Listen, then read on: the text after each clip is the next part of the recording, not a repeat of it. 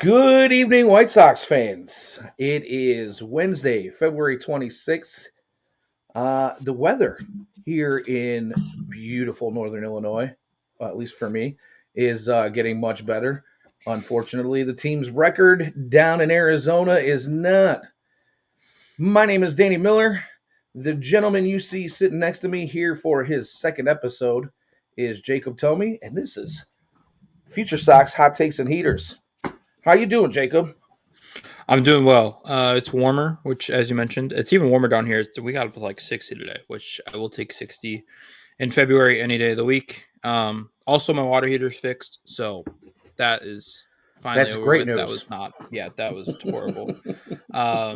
No, we're doing well. Everything's going right, except for the White Sox, as you mentioned. White Sox not doing all right, but we'll get into that. But yeah, everything other than that going pretty good. Cool, very cool. For me, I don't know if you can tell already, but voice sounds a little bit better this week. I've got a little more energy. I'm feeling a little bit more prepared. I think we are going to have an excellent show this week. But first things first, I haven't had a chance to tell you this yet. After your first show, a friend of the show reached out to me, and you had gotten some pretty high accolades uh, Yeah. for your first show. Yeah, high accolades, as in that boy is no fool. So, congratulations to you on your first show, sir. That is my buddy Dave Saprinsky. He's a longtime listener, and we call him Cousin Dave. He's a good guy. I've known most of my life, so just figured I'd throw that out to you. But without further ado, let's go ahead and get into some White Sox content. We talked about right there in the opening that the White Sox are not doing all that great in spring training. And, we'll have to put the emphasis on spring training because obviously we don't expect this team to be, world beaters, but it is still spring training. And, they're going to be working some kinks out. But the biggest and hottest news going around the world of the White Sox right now is the Ishbia brothers. Most notably, I should say, Justin Ishbia, who has upped his or is trying to up his stakes in his White Sox ownership and pretty much abandoning any endeavors that he had with the Minnesota Twins.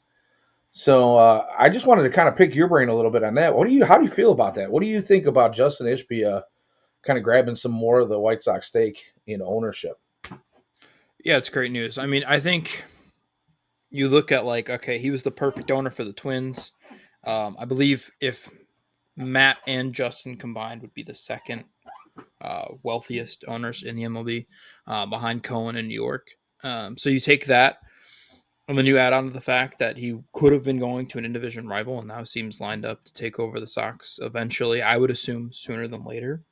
Um, just because obviously he could have had the team, right? I think that's the biggest part about this is he had the Twins deal lined up. In fact, I have no sources on this because I'm not close enough, but it almost felt like he might have been trying to go to Jerry and say, "Hey, I need to sell my portion of the team," because he had owned previously. He had owned part of the team to go buy the Twins. Obviously, you can't own part of the White Sox and be the full owner of the Twins.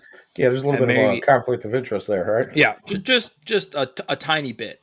Um, and it seems like maybe then that was when Jerry was like, "Well, if you stick around, there's potentially an opening here." So this feels like the best news for the White Sox since maybe 2005. I don't know.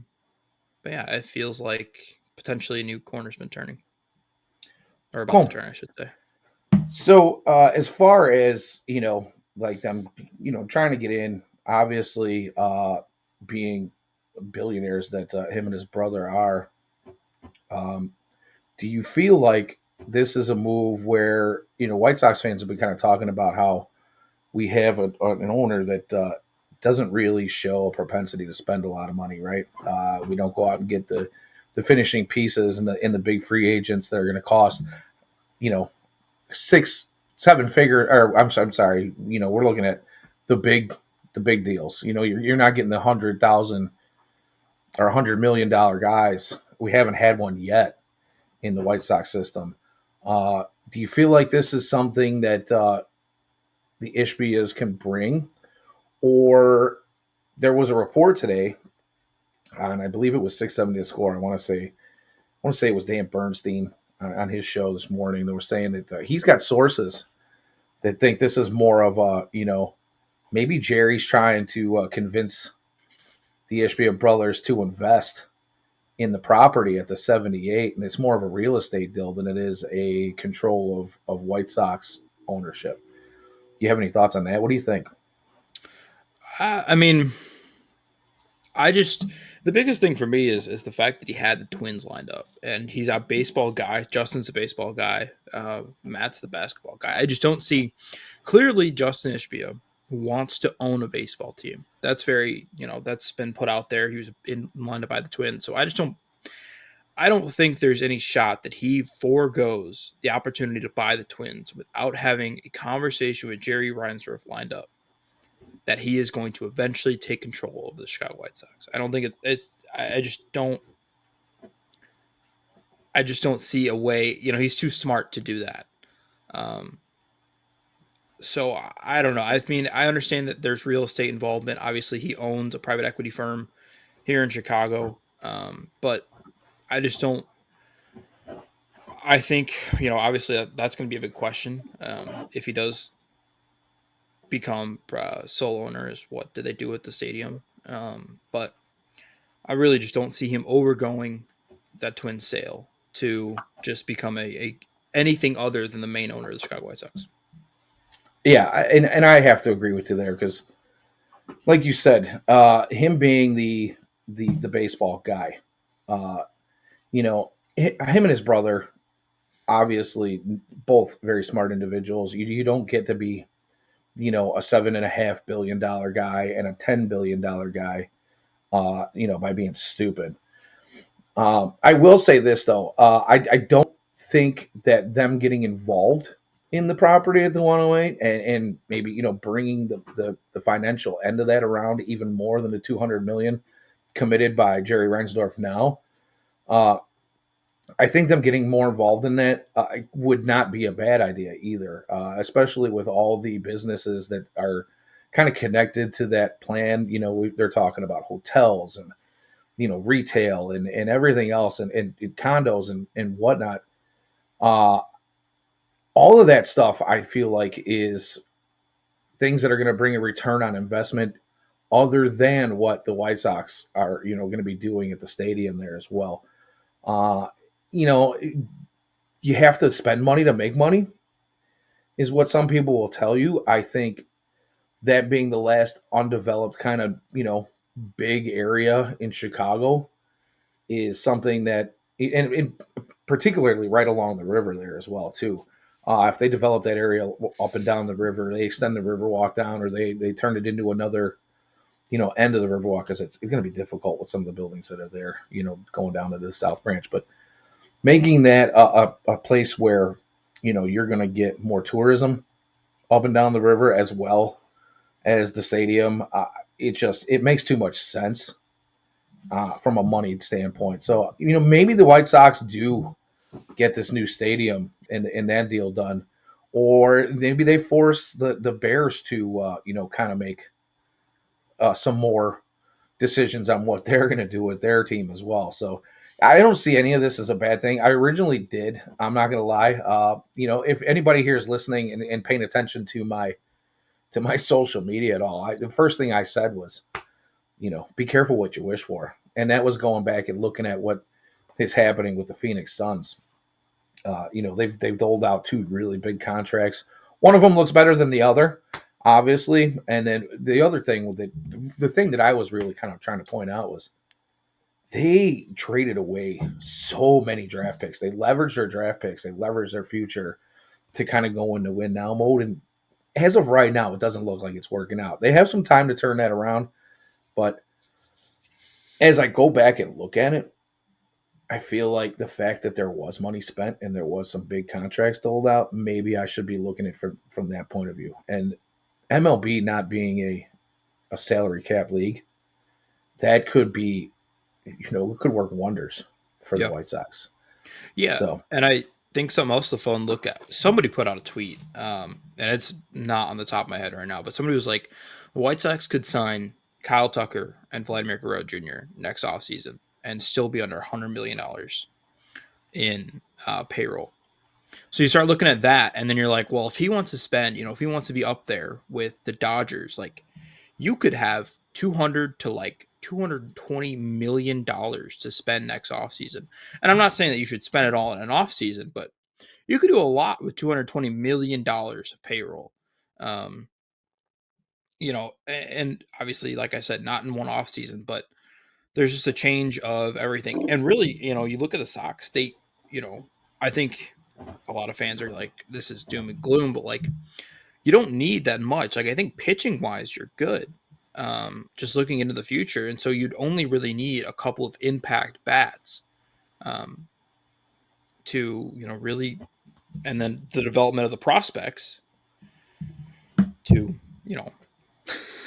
become something, um, really, really strong in the next potential contention window for the Sox.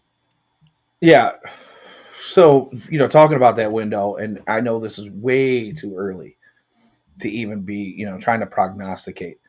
But let's just say that, this, I don't even know what you want to call a power grab, but maybe a slow crawl towards, controlling Freedom. interest. Yeah, a slow call towards controlling interest, because everybody and their brother seems to think that this deal, with Ishbia being able to take over, is, probably well into the future. It may even hinge on, Jerry's health or, imminent demise, which I honestly don't even want to get into. I don't want to get morbid here. We are Sox fans and we can say what we want, but I will never wish ill will on anyone. But, you know, if this is a kind of thing that maybe brings a little bit more money into play for the White Sox, and, we talk about that pitching staff, uh, the system being ranked anywhere from like 2 to 5 in most places this year. It looks like there's going to be some guys in that system that are probably going to come up, maybe as early as midseason this year, and are going to have a shot to come up next season. Do you feel like that could accelerate this rebuild, and maybe we see a fairly competitive team in 2026, and possibly even working their way towards a perennial, at least contender in the Central in the next 2 years? Yeah, the year for me, I think, is 2028. That's kind of what I think. 2027, which would be 2 years, would be, or what would that be? Three, technically, it'd be 3 years. Um, I think you'll start to see, kind of 2019 White Sox vibes where they were fun, um, and did a lot of good things. You can kind of see the future, but you kind of have to get everything going in the right direction. You have to start getting some of the guys going. And it's going to be a lot of growing pains, and it always is when you bring up prospects. Um, but yeah, I mean, you have to not. It's not just. I think it's not just about guys debuting. It's a growth process also in the MLB, for those guys to really start hitting their prime. And when you're talking about the bats of Colson, the other Montgomery Braden, and then obviously the pitchers. I think you have to find something there.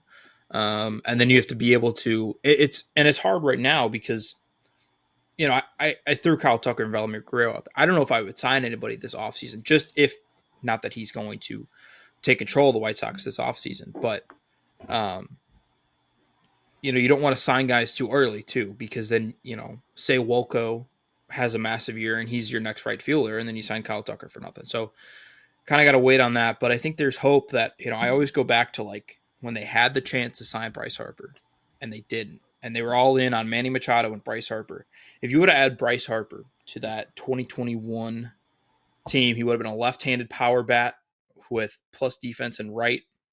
I think you finally would have that would have put them over the edge and would have made them a competitor. And for whatever reason, it didn't happen.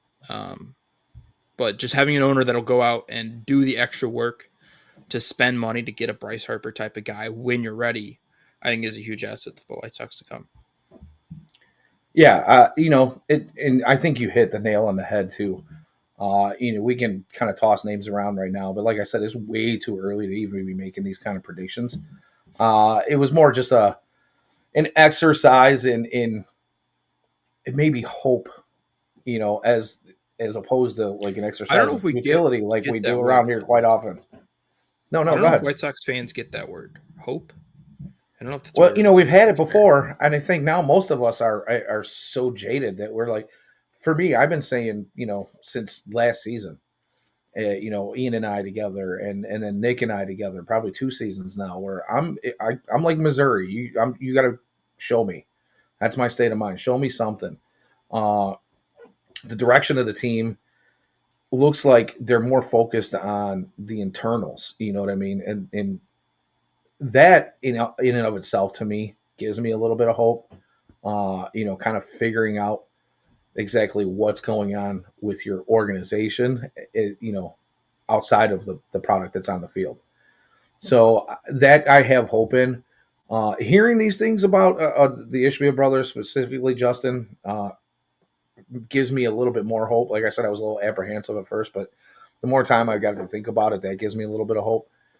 Uh, but down the road, we'll see what happens. Yeah. I don't really know. Again, being burned as many times as we have, and you're way younger than I am. I'm coming up on 50 years old this year. Uh, I've watched this movie before. I watched the '94 White Sox as a teenager. I was like 18 years old going into the military, and I watched that whole thing kind of go down as here we finally have a team that's looking like they're going to do something, and then you find out that the lockout was orchestrated by your owner, and then you go into the white flag trade, and then we had the 2005 years, and everything was great. In 2006, they looked good. In 2008, they looked good again, and then things just kind of went and tanked. And when they did go out and spend, they maybe didn't spend in the right places. So here's to keeping that hope alive with the internal structure of the organization and the staff hires right now. We'll see where the player development and the the finishing pieces come in a few years. But we're not going to spend too much time into that today.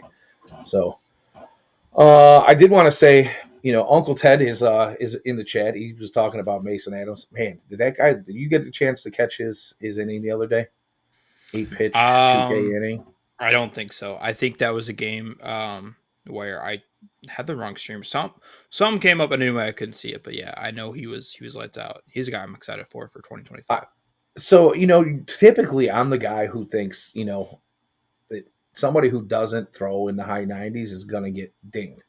But in Mason Adams' case, I've been watching this guy come up through the system. His control and his handle of the strike zone, his command is just absolutely it amazes me.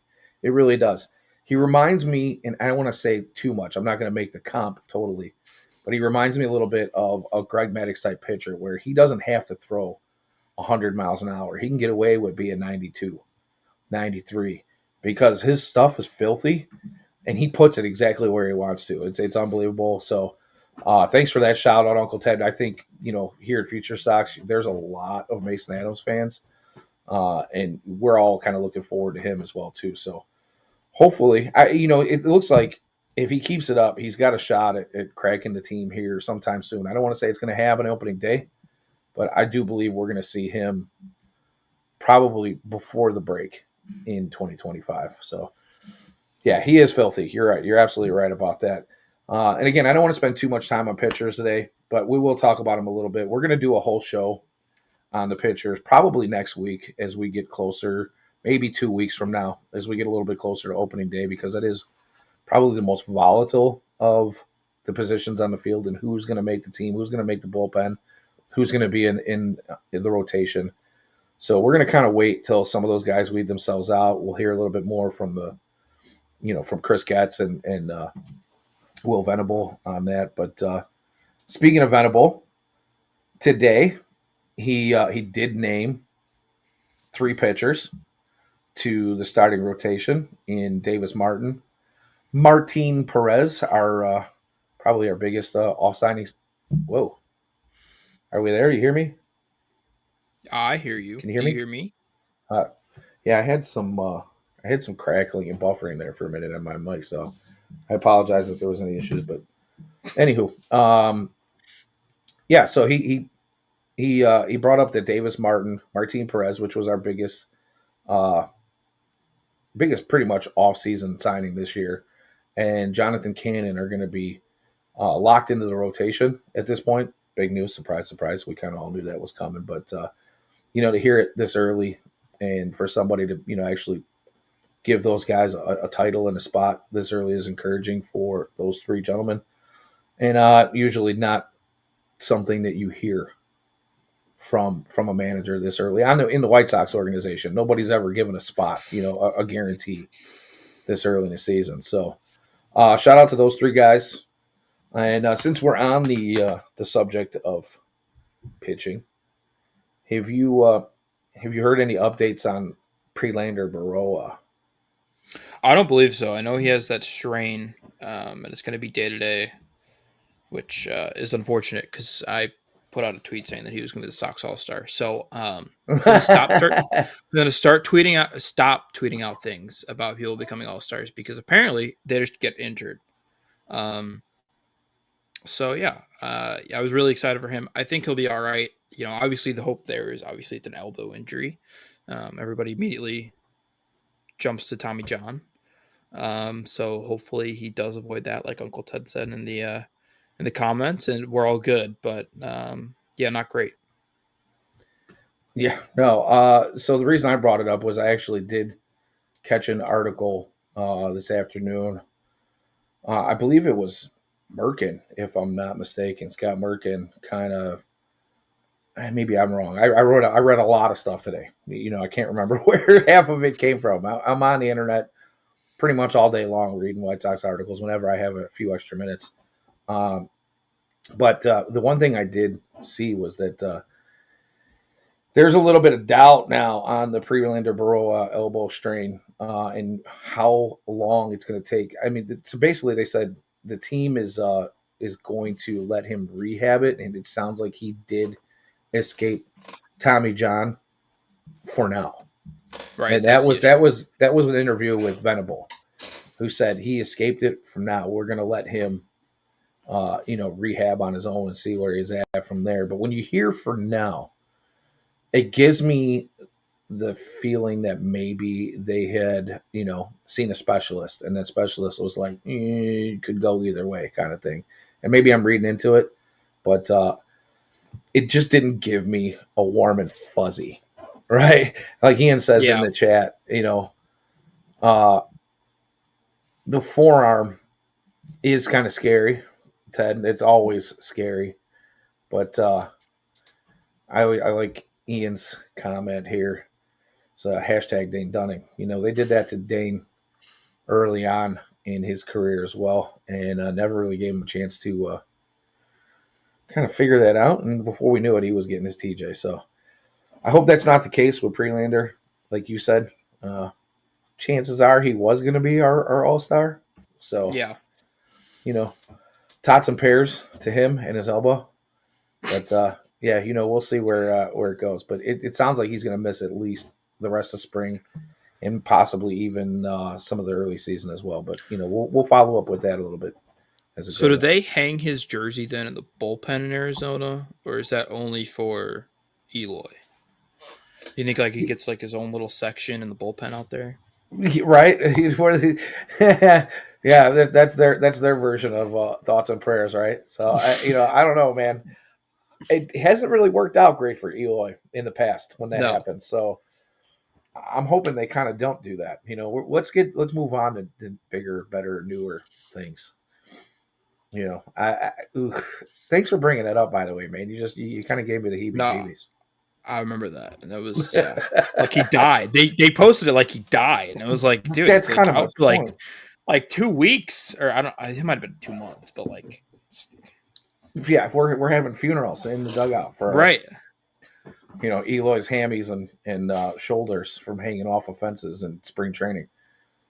You gotta love the guy, man. I mean, he was a big baby, and he loved his mom. Obviously, he was a fun guy to watch and follow, but oh, how do you put your entire career in jeopardy by doing dumb things? You know, shout out Eloy. Sorry, buddy. We're gonna miss you. We're gonna miss your antics for sure. Hopefully, he's enjoying Tampa. I'm sure he's enjoying the weather. It's much better than it is here. Yeah. Those cold springs and Septembers. So we're gonna get into the middle infield like we talked about last week, right? But I do want to say that we can try to prognosticate as much as we want on the position battles. But man, oh man, is the infield just in general an absolute mess? And we thought originally, if you had listened to our show last week, if you haven't listened to our show last week, by the way, go ahead and go back and do that because we did do our corner infielder kind of position battles and predictions. Man, we thought there was going to be a battle between a couple other guys at third base last week, did we not? And just within the last day here, we get news that Venable is giving Vargas the go ahead as the primary third baseman to start the season. Might What want do to you think rescind about that? Did statement you? after today. I was just going to ask. You caught the game today, right? Or some Yes. of it at least. You caught some I highlights, caught the first lowlights, half. And highlights, then I fell lowlights. asleep. And then it was, yeah. Yeah. So uh, I imagine that those statements might change because if anybody hasn't caught the game today, like I said, today is February 26th.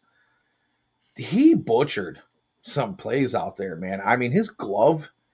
And again, I don't want to jump down a guy's throat. I don't want to beat these guys up too bad because I'm hoping that gets made some moves that we can be proud of.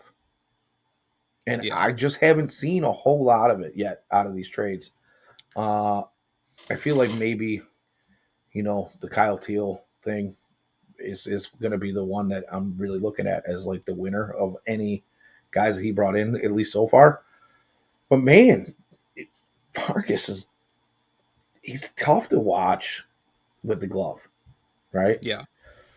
I mean, he's almost in like you have to DH him territory, which will work now because the Sox don't have a DH. But like he's never gonna be a good enough hitter to make him the DH. He's just not a good enough hitter, So he's gonna have a um, weird time finding a position. Like, obviously there's thought of like he played some left field, but like you saw him play left field last year, and it was potentially worse than third. And like, do you move him to first? I don't think so. I don't know. So no, I mean, I think right now he's a DH, and he's never gonna, like I said, he's never gonna be good enough hitter.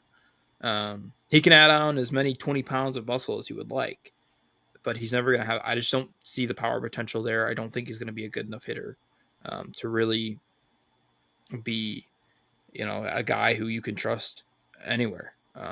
So it's an unfortunate trade. I like the trade. We talked about it last show. We won't get back into it, but I like the trade last year. But it has quickly fallen apart as he's arrived to Chicago. Yeah, I mean the hope is that the bat does come around. Whatever numbers that he had in spring training, or I'm sorry, in the minor leagues, versus whatever numbers he's got going on in the majors, they just don't correlate so far. He is only 25 years old. He might just be looking for that breakthrough. I know the Sox uh, noticed some things in his swing mechanics last year and felt like they didn't want to mess with it too much in season because it's just a lot for a guy to think about in the middle of the season after being traded to, the absolute dumpster fire that is the White Sox from the juggernaut that is the Dodgers, right? So that right there is kind of a head issue for a lot of guys, I can imagine. But at the same time, he's got a guy that is struggling with his glove in a new stadium and a new team, and you compound all that stuff, and it's a lot, on the brain. So when they noticed these things in his swing, he decided to kind of wait till the off season. So Getz gave him, the challenge of I need you to get stronger this offseason. But they also have been working on his swing and getting his hands out in front of him a little bit. So we'll see how that plays out. But my thought is if you can't field and your bat doesn't come around, how do we even throw you in a DH spot? You know what I mean? Like you're looking at the possibility of the what is supposed to be the centerpiece of that Fetty Kopech fam deal, possibly being off the team. You know, maybe as early as mid-season if he doesn't get his back going. So again, we're not going to spend too much time on that. We talked about it a little bit last week, but you know, yeah, Uncle Ted uh, might be a little harsh. Let's give him some time. He's only had a half season here. Uh, The worst thing too about it is like he was good. Not I shouldn't say good, but like he was above average. I think he had posted an OPS plus over 100 in LA, and it is just not translated at all to Chicago. And yeah, getting traded from LA to Chicago, I get it, but my gosh, has he been bad in Chicago? it is what it is, man. You know, again, then you just try to be hopeful, and I don't, you know what? I can't even lie about it. Like you're just, I'm crossing my fingers, and I'm at the very frayed end of that rope. So you know, if it happens, it happens. I hate to be right if it doesn't. You know, I'm sorry, and I'm sorry, Miguel, if you're ever hearing this. I doubt anybody on the team is hearing any of this stuff, but if you are, I'm not trying to poop on you, dude. You just got to get it together, please. Make me wrong. Make Chris Getz look good. Make the White Sox look good. Please, please, please. Believe Oh, me, and other let's people stop need talking to. about that Mendoza line here because we got way too many guys hitting close to 200 or below. So, yeah. Anything else you want to add to that? I don't think so. Cool. Well, let's go ahead and get into the middle infield then. I'm going to go ahead and pass that right off to you because there are a ton of names It's out there insane. and a ton of guys who are very similar in their skill sets.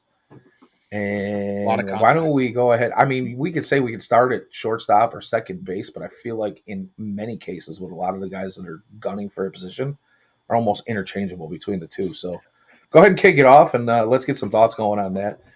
Also, I just want to reach out to the chat. Thank you guys for being here.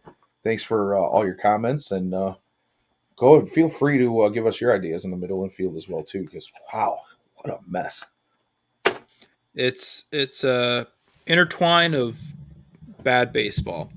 Um, yeah, so let's start at second, just because I think there's more primary second baseman that will play more shortstop this year. Um, and so I mean, like Josh Rojas is the guy they signed. I think he's going to play third, although apparently Vargas is playing third. So if he's going to be the everyday second baseman, I don't love that because they're taking away opportunities, I think, from other guys that we'll get into. But Rojas, a good defensive guy up the middle, contact heavy. Um, we'll see if it works out there. But I think he's more of a third baseman for the Sox team. What are your kind of your thoughts on that? You know, I am I am so far between. Honestly, I don't know where to start with any of it. So if you really want to know, like where my head is, I'm kind of hoping that the homegrown guys get more opportunities than anybody they brought in, and that's where my head is. So I don't even want to comment on that. Like people talk about Brandon Drury, people talk about, uh, you know, any of the guys, Chase Meadroth. Uh, I'm of the notion that I want to see more. I want to see more Brian Ramos. I want to see more Lenny Sosa. I want to see Brooks Baldwin type guys. So that's kind of where my head's at. So this is part of the reason why I kind of am leaning on you to do this Yeah, because I'm a little biased. I just am. We've been watching these guys for so long. It's just where my head is, dude. no, I totally get it. Um, so that was Rojas, and then Drury, who according to spring training, is more of a first baseman they view him as, which makes sense. He's played some first base. I like Drury to make the team over Gallo. I won't poop on Tim Elko or Joey Gallo any more than this sentence. Um, because I did that quite a bit. So I don't even know if Drury's considered a middle infielder because I think he'll play more corner if he makes the team. Again, he's a guy on a minor league deal. Um, then you have my personal favorite, which is Lenyn Sosa. Um, Huge fan. defensively, defensively not great, but I think No. the bat is there. I think he's a guy that if you get consistent at bats, he can turn it around. He had a really good end to the season last year. I believe he posted an 800 plus OPS in the last 20-ish games or something like that. Um, so that's my hope is that Sosa's at second. Then there's Brooks Baldwin, who I think is never going to be a starter, but I think he's perfect as like a super utility. He is a perfect Lurie Garcia. Like he is a perfect guy who can play Okay. second, short, outfield, and that's perfect because he was like he was a late round pick. I think people had really high expectations for him, but I don't. I think he's always going to be a contact first type of guy who just kind of plays everywhere, and that's perfect. That's kind of what they need. They need a cheap guy who you can have as a super utility. So I enjoy watching Baldwin, and I hope I think he makes a team. I don't think he's going to be the starting second baseman, but I really do think he's a guy who makes a team and has impact as a utility type of player. Then there's Andre Lipsius, who I don't even know where he came from. He's on NRI. I Yeah. think he's from the Dodgers. If I am, I could totally be I incorrect. I'm pretty sure I he's. think you're right. Actually, there's so many of those NRIs this year that are just it's astounding almost. It's awful. It's hard to keep up with. Um, Tristan Gray is another one. I had no idea who Tristan Gray was, and then he hit like a double, I think, yesterday. And it was like, oh, all right, no idea who you are, but welcome to the White Sox. Hopefully you can stick around. Um, and then there's Chase Meadroth, the guy that they pick up in the trade for Crochet. Um, Another high contact, get on base, draw walks. I think he had like a 400 plus on base in AAA last year. So I think really, if I had to pick, it'd be between Meadroth and Sosa. If you are going to play Rojas at third, um, and yeah, I really like either of those options. I think Sosa's got a little more power potential from second base, which is something rare in the MLB. Where Meadroth's a guy who can consistently get on base, is a really insane hit tool, and also walks at a pretty good clip. So, um, Yeah, me personally, I think just because Sosa is out of options, I think he gets an opportunity somewhere on this ball club early on.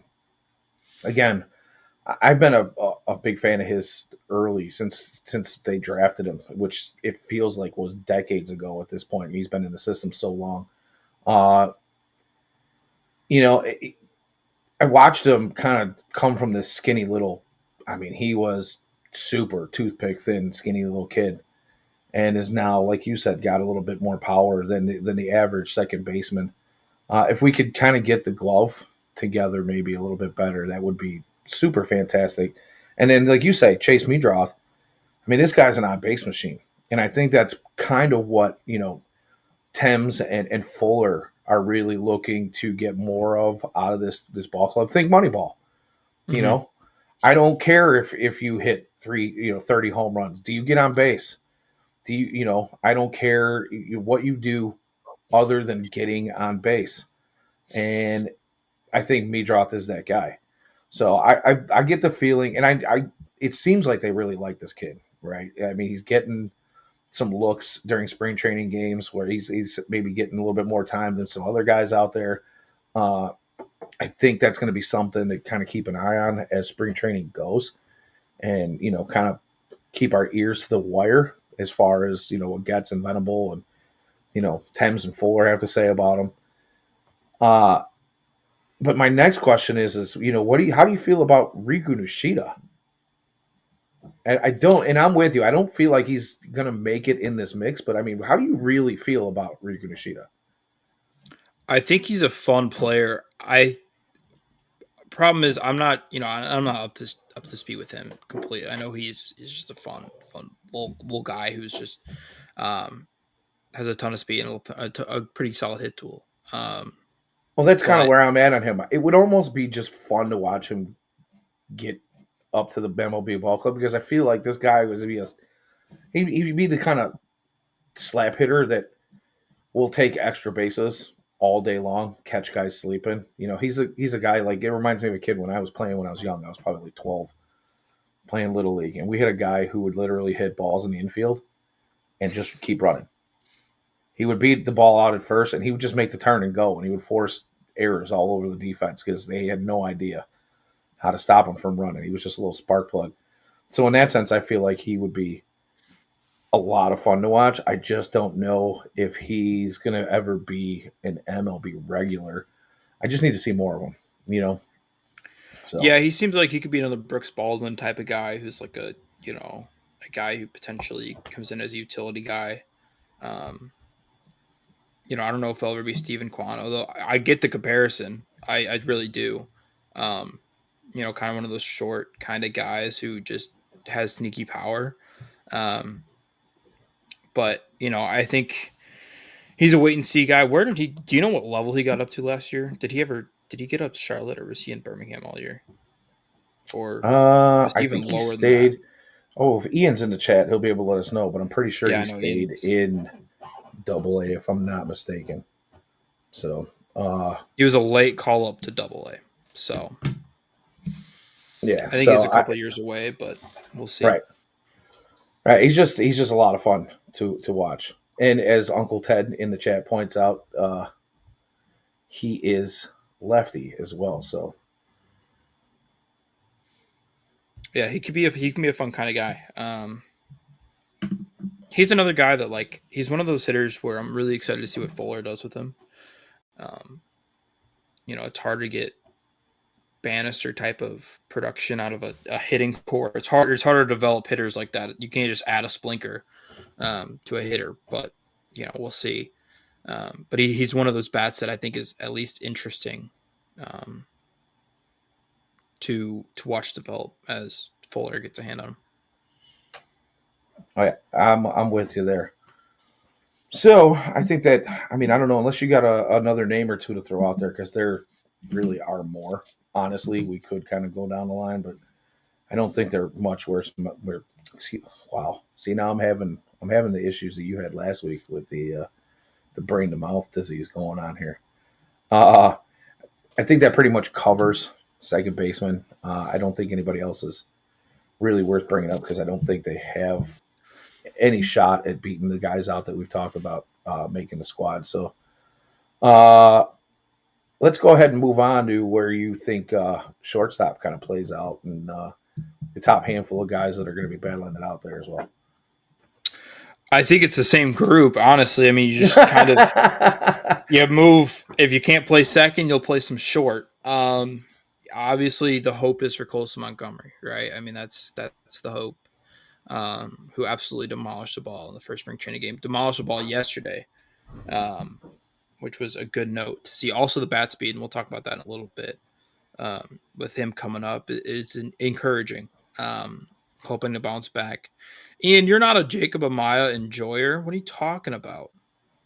I'm convinced Jacob Amaya has some kind of dirt on the White Sox organization because they saw what he did last year and then decided to bring him back. They released him, and then he was with the Orioles for maybe a week. Got cut immediately right back. Him and Clevenger have some kind of dirt, and we can talk Clevenger if you want to. Yeah, well, maybe we'll get into that just for a minute or two at Yeah, the end here. I don't want to spend too much time on it, but yeah, we'll talk about it a little bit. but two guys that just have some sort of dirt on Getz. I don't know who, but The the ball ball. impacts Jacob Amaya's bat. Yeah, you could say that.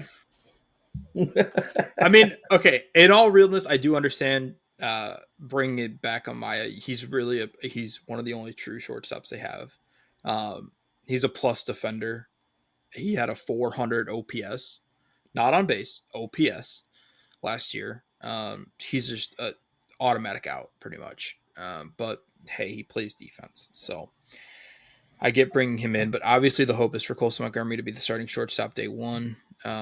Yeah, I just don't see that happening. I mean, he's got to have the biggest monster of spring training to be able to do that. I mean, because he only had a limited time in Charlotte, where he wasn't riddled with injury.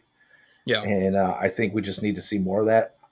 Me personally, I'm with you. I've been waiting. We've been waiting since he's been drafted to see this kid come up. Mhm. I just don't know that with the plethora of guys that you have in the team now, is it really necessary to bring him up now? And I feel like you're going to be splitting time, Right. and I'd rather him play every day, at least to start the season, because as we've gone down that list, you've got the Lenny Sosas, you've got the Brooks Baldwins, you got the Chase Meadroths, you've got Vargas Rojas. Well, Vargas isn't a middle infielder by any means, but Please never throw Vargas at short. no, My. but I mean, you've got so many guys that are interchangeable between shortstop and second base that unless Colson Montgomery has really shown that he is the guy that we all hope he's going to be and the guy that he was drafted to be, I just don't know that I want to see him day one because I want to see him get all the playing time. You know what I Yeah. mean? And maybe they do that. Maybe they decide to stick a couple of these guys on the bench as, like you mentioned, super utility players, guys that can play both infield and outfield, and maybe swing the bat a little bit. But yeah, I don't really know if they do bring him up. It's going to be awesome because we've been waiting for it for so long. I just don't know if it's the smartest thing in my book. Yeah, it's a hard line, right? Because you're looking at a guy like you want him to get the major league at bats help, right? In terms of his development, but also confidence wise, you're having a guy who did not have a good year last year. Um, didn't have a bad year, just it wasn't what we're used to with Colson. Right, and he A little wasn't more full healthy strikeouts, the whole year, right? So right? I mean, that's the thing, and I just want to see. Give me a month or two in Yeah, Charlotte with a fully healthy Colson Montgomery, and I again, like you say, development doesn't end when you reach the major league ball club. I don't really think it ends. You don't stop learning until the day you're hanging it up, right? There's yeah, always something new, especially in the game today. I mean, there's so much new tech, there's so much new analytics and philosophies, and so many different, strength and conditioning ideas, and all these things are constantly evolving and changing. But I don't want that to be thrown into a guy's lap if he's not at least eclipsed the level, the last level that he was at, right? Where he's showing that that level of competition is no longer good enough for his development. So yeah.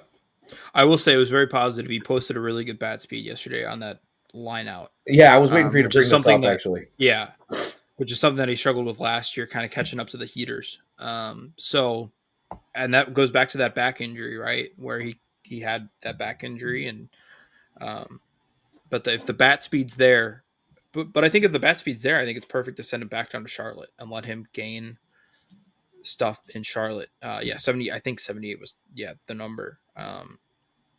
You need that bat speed back. That's what made uh, you know his ability to get to the heater, and also makes you throw more breaking balls, which can help the walk numbers a little bit. So I'm agree with you. I think a lot of Sox fans wants to see him with the major league club to start, but I would rather have him start in Charlotte and post something good. I Yeah, really would like to see that I mean, go don't get me forward. wrong. If it happens, fantastic. That just tells me that they're seeing what they need to see. At least I'm going to put my trust in Venable, and I'm going to put my trust in Ryan Fuller, and I'm going to put my trust in Marcus Thames, and you know if they think that he's ready to go, if they think this is the best next step in his development, fantastic. And like I said, we've all been waiting for it so long. It's going to be fun to watch. I just hope that he doesn't fall flat on his face because immediately, as tough as this fan base is, it's going to be difficult to go on Facebook or Twitter or anywhere else and not see this guy's a bum. They did it Yeah, again. They're going to crap all over this kid, and hopefully he stays off social media because the minute he has any kind of a struggle, this fan base is tough, man. It's a tough yeah. place to play baseball. Most sports in general, but baseball really, oof, it's bad. So Well, even I just hope he doesn't it's go a through fan base that's angry, and so we're that. looking for anybody to hate on. And yeah, if you're not, I can already see it now. this is the guy we've been waiting for 4 years, and he can't hit a freaking slider or whatever. He strikes out 40%. Can already see it now. So no, I'd like to see him really start to heat up in Charlotte, and then bring up. I don't think he needs to be down there long. I would assume like a May or June call up. I think would be That perfect would if he be, really. in my mind, that would be fantastic. Let me see him hit, golf balls with an Yeah, aluminum bat out of that bandbox that is Truest down there, and then bring them up. But like I said, I'm just a guy sitting in the suburbs of Chicago doing a podcast with another guy who is sitting in you know downstate Illinois, and what do we know? We can only go off of what we're given here and the information that's out there, and we'll see, man. But yeah, I'm definitely looking forward to, at least at some point this year, his appearance on the MLB club. yeah. So, So you got anything else for shortstop? I know that pretty much. Are there any other names? Because I'm right there with you. It's mostly the same guys that are going to be competing for second. You're going to keep for shortstop. Do you want to throw anybody else out there other than Colson that we haven't talked about? Jacob Amaya is the only other one that I think is a true Oh, you do shortstop. want to talk to him. I thought you were ready Uh, to just toss I him to mean, the we way. share a first name. Okay, all right. I don't know if there's much to talk about. The dude That's was it. a cool noodle. Um, he plays good defense. That's about it. He's a defense first guy, which is fine. Whatever. Um, yeah. I mean, if that's the That's, way they're looking to go, welcome back to 2024. We're going to improve on defense. Oof, they did not. They did not improve at defense. I'm with you, James. I do kind of like Meadroth at short. I like Meadroth on this team in general, just because I feel like maybe his hitting philosophy. He doesn't chase. He extends at bats. He gets on base. He's got a halfway decent OPS. He's just that guy. He's probably the only guy that you would even think is close to a leadoff hitter on the roster. So I'm with you there. But I'm very much against Meadroff at short. are you? Yeah. I think he's a very natural second baseman. I think if he's gonna play, I'd put him at second and then put Sosa, which is all right. Maybe not. Maybe Sosa DHs. I don't know. But I'd I'm rather kind of have like hoping. Baldwin or Rojas, somebody else at short. I think Meadroth is a very good second baseman, and I'd like to keep him there at Okay. second. I think he should play, just I wouldn't put him at short. Yeah. So I mean, we've covered middle infield, we've covered corners, and now kind of just putting it all together. Like we said from the very top, and I think the whole world is saying this. The infield with this team right now is an absolute nightmare. It's difficult to prognosticate who's going to get what. And Ian agrees with you. Meadroff is short is rough. The range and the arm just aren't there. So yeah. But when you throw it all together, you talk about you're kind of leaning towards Rojas at third, maybe. I know they're saying Vargas right now. It's difficult to give him that the way the glove plays. But if his bat comes around, I almost feel like if he can start swinging it the way he did in the minors, that maybe you found yourself your DH who Yeah, can, spell somebody every now and again, sparingly in the infield. Uh, it's still like Ramos at third. I Ramos would really be my like pick at Brian third. Ramos, especially with the second half he had last season. That's the guy that we were kind of waiting to see, and I think that's the guy you get with consistent at bats. So, No, if oh, I had to do it, I would put Rojas at short, Ramos at third, and then either Meadroff or Sosa at second. That would be my. And then you can DH Vargas. If I was the manager, that's how I would do it from an outside perspective. yeah, and again, I don't envy Will Venable at all this season with that cast of characters that he's got. I don't think that whatever we see on opening day is going to see it was going to be what we see maybe as soon as 2 weeks into the season, or at least when the weather starts to slightly warm up just a little bit and we get into like the end of April and early May, and we might see a completely different cast of characters. It's really kind of tough to predict. So again, as we get more news, we'll run over these things a little bit here and there as we get closer to opening day. But yeah, man, it's a tough group. It really is. You got a few minutes? You want to stick around for a little bit? You want to try to knock out the outfield? Yeah, why What we not? got? I mean, Outfield's gonna we're be getting short. close to an hour here. Outfield's going to be pretty quick. Let's go ahead and knock that out, and then maybe we can touch on a couple of little highlights and lowlights of games, and we'll get out of here in a little bit. But let's go ahead and start with your outfielders, and I'll leave that to you. Yeah, I mean, I think it's pretty simple for now. It's going to be Benny in left, Robert in center, and then a combination of Talkman and Slater in right. And Slater will play some left too. It just kind of depends on the matchup. Slater um, is really just here to hit righties. So, um, or sorry, lefties. Got those mixed up. And then obviously they signed Michael A. Taylor to be kind of the utility outfield kind of guy. He can play a He's little a bit of center too. right, yeah. He's the if Robert gets traded, that's who's playing center field type of guy. So yeah, I mean that's the five, and then obviously you have other guys. You have Deloach who played a little bit last year, Fletcher, um, and then I'm missing one. Oh, Colas, but they're planning on moving him to first. But so you kind of have those three guys, but there's really not a a spot for them. They have five guys who are signed to major league deals who have got to make the team. So that's really it. I mean, I'm excited. I think Talkman's a really good addition to this team. I think he's my favorite offseason addition. He went deep today, so that helps. Yeah, it was Um, a nice shot. Real nice shot. yeah, but I think he's a solid everyday right fielder. Again, solid, not anything special, but I think he'll work in right. And then you have Robert and Benny, who we have known about for years, unless Robert gets traded, and then Right. I think it'll be Michael A. Taylor in Yeah, center. and I'm kind of the thought that if Robert hasn't been traded at this point, I don't see it happening before the season starts. I know some people are hopeful that happens, but I kind of like the fact that teams are kind of scoffing at the White Sox ask currently. Excuse me.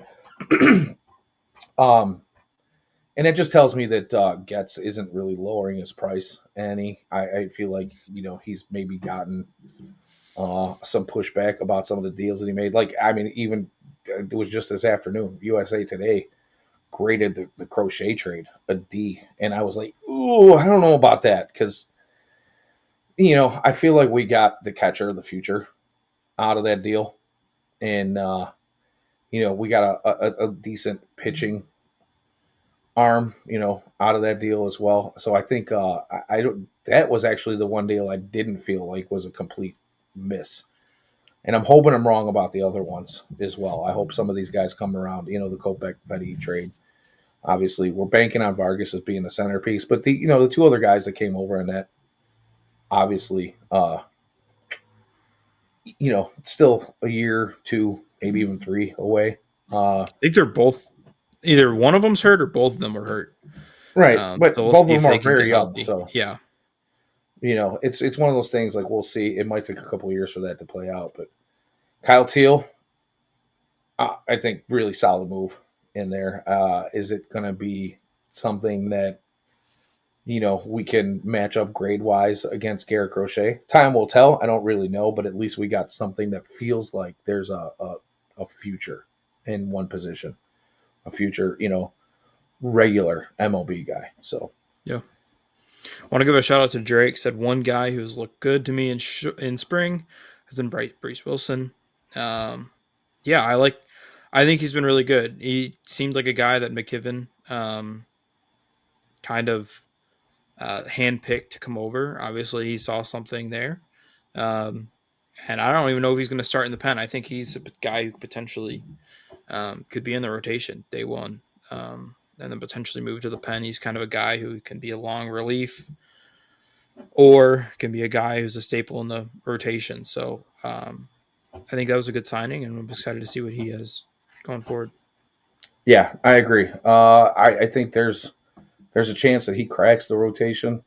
I'm not going to say that as of yet. Um, but like we said earlier in the show, I think we'll probably focus almost an entire show on pitching as we get a little bit closer and we know a little bit more about where uh, Getz and Venable's head is at on those things. Anything else? Oh, let's talk about some of those quick highlights. We brought up Kyle Teal. Kyle Teal is like international superstar overnight. Have you caught any of this? Yeah, he took Sasaki deep, way Dude, deep too. monster bomb. Um, The sound of the yeah, bat was amazing. yeah, So, he's a guy I'm excited about. I really like Braden Montgomery too. Montgomery was my guy I wanted at 5. Um, just loved him at Texas A&M. So excited for him. But yeah, Teal has looked very, very good going forward. And yeah, I think he's a guy who will see some action in Chicago this year. right on, right on. Yeah, we don't have much to hang against the Cubs fans these days, but when you see a bomb like that off Roki Sasaki, uh, however you say his name is, I think I might have butchered I it. think you nailed it. Oh, okay. Well, yeah. When you've got, if that's the only thing you got, it's fun to get excited about the little things. So, just felt like I would bring that up. Mike Talkman with the big bomb. We've got a couple other guys that have hit some bombs early on this year. Uh, you know, the overall batting averages, the amount of Ks that we've seen so far in spring training are disheartening. But it is nice to see guys putting the ball over the fence a little bit. They always say that hitting is usually ahead of pitching early on. I don't know how that works out with the White Sox organization in particular right now, but it looks like it could be the other way around. Some of our pitchers got knocked around early in games, and then it looks like whoever they bring in later on is kind of it just held it down. So Right. again, it's early, it's spring training for everybody, so we'll see how the rest of the season goes. But I mean, this is not going to be a fun offense to watch. I'll be completely honest. It's going to be a poor offense. Yeah. I think the pitching staff will be fun to watch. I don't know. I just don't think the bats are ever going to catch up to the pitching. I think it's going to be a rough year hitting wise.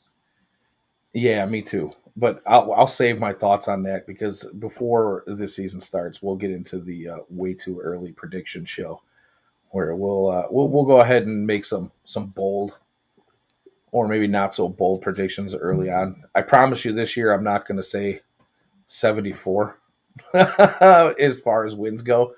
But maybe shooting for 80 this year. Yeah, absolutely. I'm shooting for. I'm hoping to death they don't end up with 100 losses again, but I don't know how that's going to go. But again, we'll save that. We'll get into that later. Yeah, we absolutely will. So we're a little over the hour mark. I think we pretty much hit on everything we wanted to hit on tonight. Unless you got something else you want to add, Jacob. You want to hit on Clevenger real quick and just help? I did forget about him. Let's go ahead and do that. Yeah. Apparently, he wants to close, which I guess if Baroa's hurt, then I just don't understand the signing. I've hated on Clevenger for a while. Obviously, off the field, he's a horrible human being. That's been well documented. That's not even a take. And yeah, I don't understand the signing at all. I get it's a minor league deal. But I saw somebody on Twitter and they were like, yeah, he's a good innings eater. And was like, yeah, the dude pitched like 16 innings last year and then tore a disc. Yeah. It's a horrible signing. I don't get it. I don't understand why you would alienate the fan base by signing him. But yeah, I don't either. Getz was asked about it a few days ago, and he kind of danced around a little bit and said, like, hey, we obviously know, how the fan base feels about it because he's been with us the last couple of years. And I'm paraphrasing here, but, he basically was like, we've been close to the situation and we know a little bit more about the situation and we probably feel better about it because there are things going on in the background that maybe most people don't know. Sorry, I've left that comment up way too long. Yeah, sorry, Bryce, you're poor back. I don't really know what that means. You know what I mean? Like we've heard, it's been out there, it's been thrown around that he's gone to counseling. Obviously, he had to in the beginning, anyways. I think it was mandated by MLB for him to even be reactivated or to stay, on an active status in baseball. What that really does for him, I'm not sure. Uh, but there's the rumor of knowing people. He's got friends in high places, an investor or somebody on Yeah, I saw that the string of board. whatever on Twitter about how like yeah he knows. I don't know. Some people will say they even know the name. I don't really know how true any of that is, but Yeah, apparently they feel comfortable with it, and I don't really know why. But what it's just kills me with this whole thing is we've got a stable of arms, right? right. It's the one thing the White Sox have up and down the system, and I feel like yeah, Baroa is going through his elbow strain, whatever. There's a handful of guys that I feel like could potentially be closers Right. in the system. And I don't understand why. Thanks, James. I know you know the name, but we're not in the business of throwing that kind of stuff out here on hot takes and heaters. So, um, you know, it, it, I just feel like his presence, making the ball club, kind of blocks some of the younger, probably even better suited arms, especially for a closer spot on this team. Yeah. Yeah, that's my worry. Is like he's gonna make the team over like Ivory or Yarte, and it's like that's a fun arm I'd rather see in the MLB who had success last year. But it's Isn't gonna be Erie like Arte? Isn't he going through some injury stuff right now, or am I mistaken? I thought he was healthy. He could be injured. No idea. Maybe he is. I I thought thought he was dealing with something, but I could be wrong. Because that, I mean, that's in the long run. I do feel like he is one of those guys that could be closer material. yeah. So, I thought he was getting stretched out to be a starter. That's what I thought was the well, I talk. mean, But originally, I don't know if they really knew exactly what direction they were going to go with him. I just know that he's, in that trade that he came over in, he was the fireballer, right? So yeah, he's got a cannon throwing yeah, lightning bolts up there, and I just feel like it profiles. You know what I mean? Could he be a starter? Very possibly. Yeah. I just feel like and he's not the only one. He's not the yeah. only one. I don't really think we have enough time to even go through that. Like I said, No, we won't. we're gonna spend a show going through pitching, so I don't want to spend too much time on who I feel like the closer is going to be and potentially who could be blocked by a Clev. But it regardless, Clevenger's a head scratcher from front to back. It's I don't get it either. It doesn't leave you with a good feeling, right? No, not at all. It's a mind boggling move that It alienates the is fan indeed. base who is already angry at you. But hey, I'm not paid to be the Yeah. GM, so No, no, no, no. I wouldn't be. I wouldn't be in a 1,200 square foot house in Burbank if I was a GM. So you know. Anywho, I think that's it. We're gonna go ahead yeah, and wrap it up. I first want to say thank you to all of our chatters and commenters and live viewers this evening, and then thank you to all of you who are listening, whether it be Thursday morning or beyond, sometime this week on podcast form. We appreciate all of you guys. We thank you for checking in, and we hope to hear from all of you, whether it be live or in the comment section after we drop all our recordings. Uh, this has been Hot Takes and Heaters. You can find us Wednesday nights at 8 p.m. Central on YouTube and Twitch, or as Ian would call it, the Purple app. For all of our written content and Patreon exclusives, you can find that at FutureSox.net. Check out our prospect and MLB highlights on X at FutureSox or also on our YouTube channel at FutureSox. Go ahead and like, subscribe, hit that little bell for notifications.